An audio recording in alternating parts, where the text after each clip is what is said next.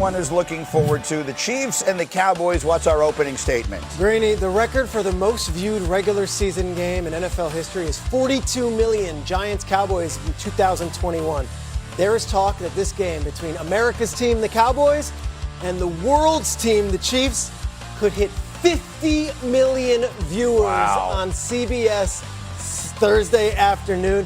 Both teams, season on the line, looking at this as a must-win game. Playoffs at stake, coming off huge comeback victories. It's the game of the year in the NFL, and it's on Thanksgiving afternoon. Look, 50 million is like what they get for championship games, right? That's AFC Championship, NFC Championship, building up to the Super Bowl. This one has that feel. Let's hear from one of the big stars. Cowboys star receiver CeeDee Lamb. We've seen all the drops of late. It's uncharacteristic. Here's what he said about it yesterday. There's not really much on anybody else but myself, and I've never been the type to really point the finger. But, yeah, it's all on me, and I got to handle that. Just find ways to get better. You want to be solution-oriented and not really much dwell on the problem. Granted, we know the problem. I need to catch the ball. But other than that, man, we'll be fine. When I do catch it, just be ready. So, look, here are the numbers. He is on pace, CeeDee Lamb is, for his fewest receiving yards since his rookie season. You'll recall that he missed some time this year. But his drop rate is 11%. That's second worst in the NFL. He's never had a drop rate above 6% in his previous 5 seasons. We talked about it in our meeting this morning. Lewis, you're not overly concerned about that. No, simply because of the statistic you just rattled off. Look, he's never had a drop percentage that has been even half of that in his entire career. Guys go through slumps. They're human beings. It's something that happens. CeeDee has never been a guy ever since his days at Oklahoma or his days at Dallas that's been really associated with having concentration drops, having bad hands, having anything along that line. He'll get this squared away. This is a nothing thing to me. That said, if you're Kansas City and you're going into this game, where is your primary focus? Well, it's about eliminating explosive plays, and George Pickens right now is a walking explosive play. Yeah, he is. He is a walking nightmare. So for me, as we were talking about in our production meeting this morning with Dom, look, you have to high-load this guy, meaning you have to put somebody in his face, meaning roll the coverage to him, and put somebody over the top. You don't want to cone him. You don't want to in and out him. He'll just split double teams that way. You have to high-low him and say, look, you are not going off for plus 20-yard explosives. Someone else may, but you aren't. So today, take a seat. Lou is talking language, and Greeny is excited. Okay, Greeny's like, I have learned more in the last 30 seconds and in my entirety of life about DB play. In our meeting this morning, we had a green dog. Oh, yeah. We're going to cone him. Yeah. We're going to high-low him. Yeah. We're going to one robber. Yeah. Learning all the coverages. We got one lurk. Yeah, stay away. Yeah, because now Mahomes starts scrambling. You got to have a lurker there to get him overshown. Can we do a football English football dictionary version of this? Dominic, what are we saying here? What is, if you're the Kansas City defense, what are you doing to stop these guys? Honestly, you go step 1, and Pickens has been hot, so you want to figure out if you're going to double him. But the problem is, then you go to step 2, and you got your fingers crossed and hope that Lamb doesn't come out of this slump just yet. But he probably will. So the only way they actually can stop this offense is if they get pressure, the pass rush. Yep. If you don't give Dak time, if you don't give those receivers time to get open against this coverage, you're much better off because you don't have enough guys to double all the talent that they have out there. Because Jeff, when we were having this, we should have these meetings on TV because Jeff just blurted out, this is a good matchup for Dallas. It is. Why? It's because what they do well, exceptionally well, is a weakness for the Chiefs. Like you think McDuffie is their guy. He's their best cover corner on the backside. We just talked about you can't single up George Pickens by himself, right? I mean, that's a tall task to ask. So you're going to contribute something to him. Now you're leaving CeeDee. And by the way, they got a beast of a tight end in Ferguson. You have one of the hottest quarterbacks in the league who's leading this charge. We talked about this all season. The Cowboys have the absolute an offense that could carry them to the Super Bowl. If their defense just played well enough, it is going to be a difficult task. And to Dom's point about matchups, Spags is going to have to be in his bag of getting pressure and creating pressure to get Dak off his spot, make him hesitate with the ball to allow people to catch up. But when I say it's a good matchup, Javonte Williams can run the rock. Their offensive line, Booker did a great job against Philly. I know Guyton, we have injury with Guyton that the Cowboys left tackle, but they'll figure that part out. When you look at the matchup, I would say I would favor the Cowboys because of what they do exceptionally well. That is not consistent with when we usually talk about the Chiefs. So we got all our X's and O's. I'm going to slide over this way a little bit because I probably can contribute more on this part of the conversation. which is the psychology of it, because it's fascinating for both teams, starting with Kansas City. Kansas City was down 20-9 against the Colts last week and driving when Kareem Hunt fumbles the ball, and it looks like that was the season. And they could have said, okay, not only the season, this could have been the end of maybe the dynasty. That's how dramatic this could have been. You watch this play here, Colts recover, and everyone's feeling down in Kansas City, except the leaders. Watch how Travis Kelce approaches Kareem Hunt here. He says, hey, bud, come on, stay up. Hunt's pissed. He's down. Kelce then says, no, we need you. We need you here. I was told that in the commercial break, which wasn't on the broadcast copy, Chris Jones then led the defense and got them going and then led the crowd. They were down 20-9 with the season on the line, and they found a way to dig out of that. That was the nadir of the season. They would have been 5-6 going into this game. I don't know if we're talking about the Chiefs as Super Bowl contenders. Nope. They find a way to go 3 and out 3 straight times against the Colts. They get the offense going. They win the game. But gosh, 91 offensive plays on Sunday. It's Wednesday now. Yeah. It is exhausting to have to win that way every single week. And here we are again, another game of the year that the Chiefs have to play in. Absolutely. And so for them to then make that turnaround psychologically, emotionally, and go on the road against the Cowboys team, Kmart, who is a psychology major at Wesleyan. How about the psychology piece of this from the Cowboys? So you heard Peter talk about the deficit that the Chiefs faced. Well, how many points were the No doubt. were the Cowboys down to the Eagles? Down 21, right? A Cowboys coach texted me and said there was never a doubt that we would come back in this game. Yeah. And he credited it to Brian Schottenheimer. He said the confidence that Schotty instills in his players and the coaches.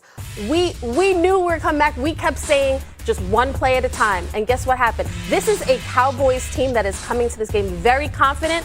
All the pressure, I think, is on Kansas City because nobody's expecting the Cowboys to win, right? Well, they play very well at home. Can I just speak to like what Kmart's saying about like Shotty and how you know that's true, that they believe it? They didn't get out of their game plan.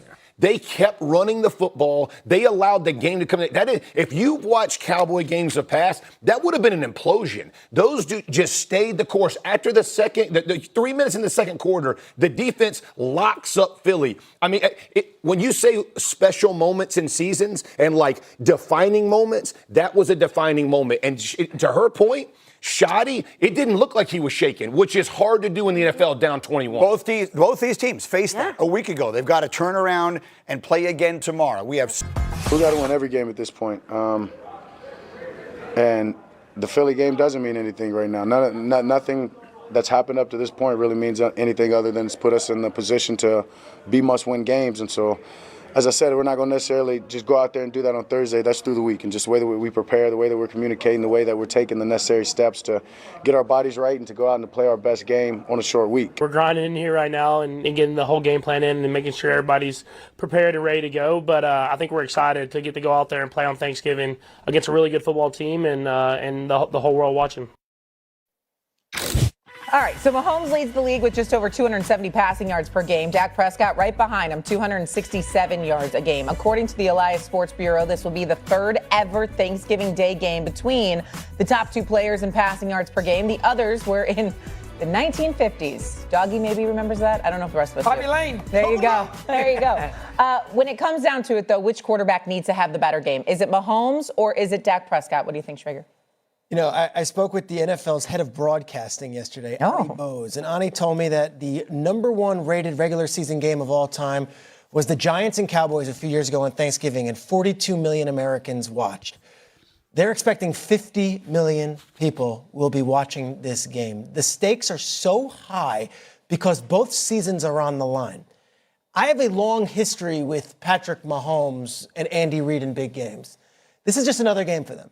They need this to stay in the playoff hunt, but when you talk about their history together, this is an anecdote, this is a footnote, this is something that's, 20th in their all-time games.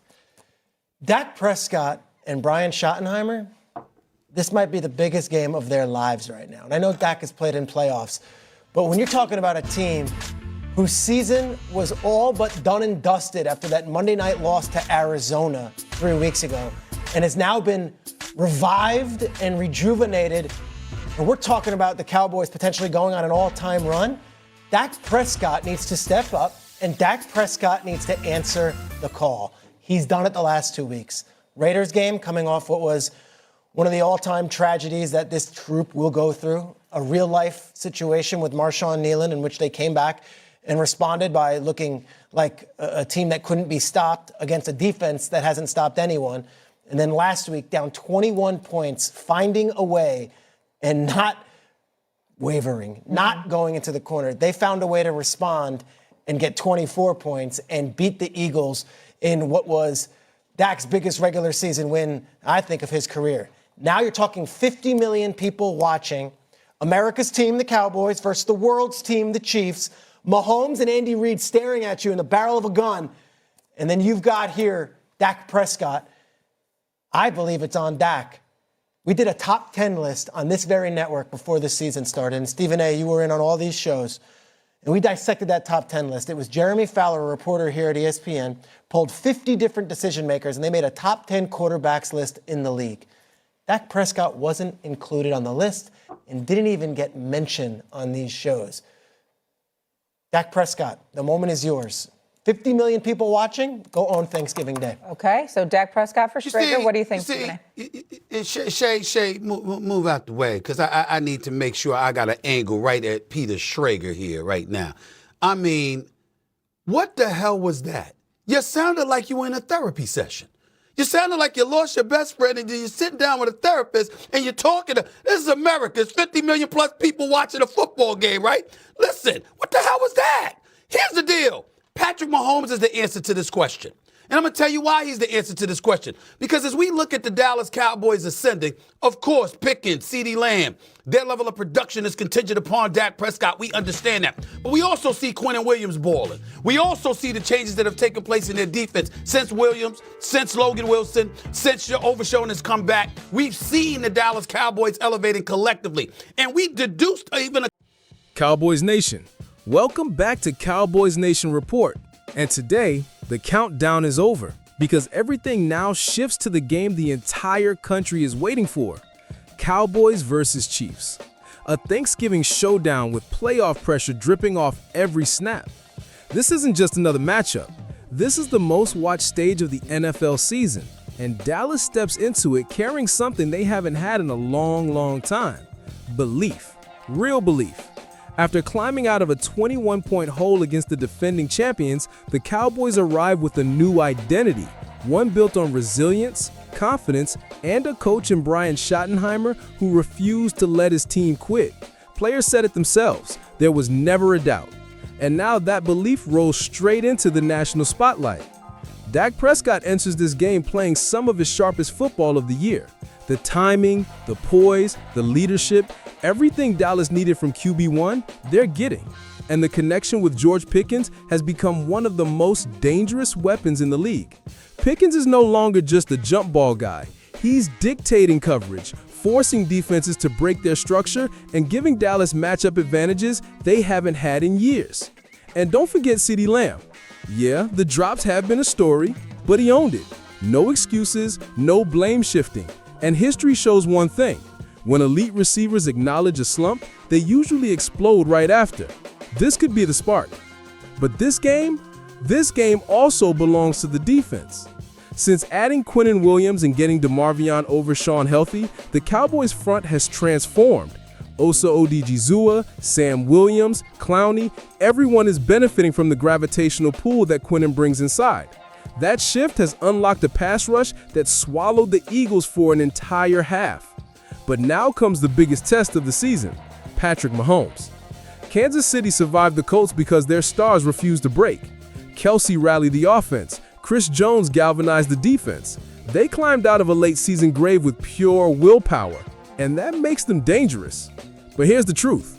This matchup favors Dallas more than any national analyst wants to admit. Pickens demands double teams, Dak is outplaying expectations, and the Cowboys defense finally has the speed to chase Mahomes without losing their structure.